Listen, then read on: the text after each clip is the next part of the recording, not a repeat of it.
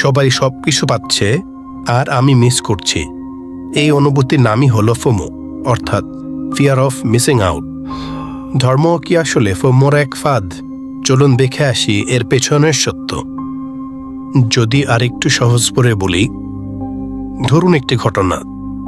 আপনাকে কোন একটি কোম্পানি থেকে অফার করা হলো, যদি আপনি এখানে কাজ করেন তাহলে আপনাকে অমুক অমুক দেশে ঘুরতে নিয়ে যাওয়া হবে, আপনাকে এই গিফট দেওয়া হবে।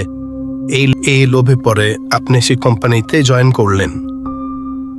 এটা এক ধরনের মার্কেটিং স্ট্র্যাটেজি, যেটা ব্যবহার করে বিভিন্ন ব্যবসায়ী প্রতিষ্ঠান তাদের প্রোডাক্ট সেল করা থেকে শুরু করে বিভিন্ন মানুষকে তাদের কোম্পানির দিকে আকৃষ্ট করতে পারে।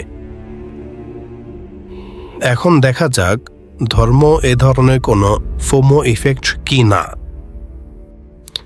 প্রত্যেক ধর্মই আপনাকে বলে আপনি যদি সেই ধর্মের অনুসরণ করেন তাহলে সেই ধর্মে একটি জান্নাতের কথা বলা হয়েছে, আপনি সেই জান্নাতে যাবেন, অথবা সেই ধর্মের অনুসরণ না করলে আপনি সেই ধর্মের জাহান্নাম বা নরকে যাবেন।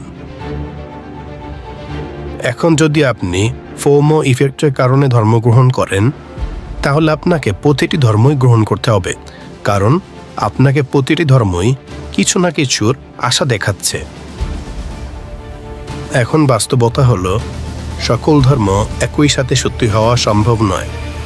আপনাকে অবশ্যই এই 10,000 ধর্মের মধ্যে একটি ধর্ম বাছাই করতে হবে। আপনি অবশ্যই ধর্ম বাছাই করলে কোন ধর্ম সত্য হতে পারে এই কথা চিন্তা করে ধর্ম বাছাই করবেন। এখন কিন্তু আপনি আর লোভে পড়ে ধর্ম গ্রহণ করছেন না, আপনাকে অবশ্যই আগে ভালোভাবে চিন্তা করতে হচ্ছে। তাই ধর্মগ্রহণ কোনো ফোমো ইফেক্ট হতে পারে না। আর কুরআনেও বহুবার বলা হয়েছে এ কুরআন চিন্তাশীলদের জন্য। দ্বিতীয়ত, ফোমো ইফেক্ট দ্বারা সত্য নির্ণয় করা এক ধরনের লজিক্যাল ফ্যালাসি। একে বলা হয় অ্যাপিল টু কনসিকুয়েন্স।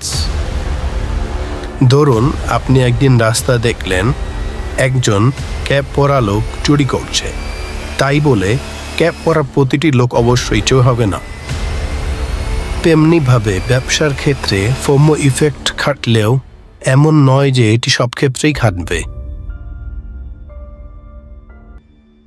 আপনি যদি সত্য খুঁজতে চান তাহলে চিন্তা করুন, মাইন্ড দিন।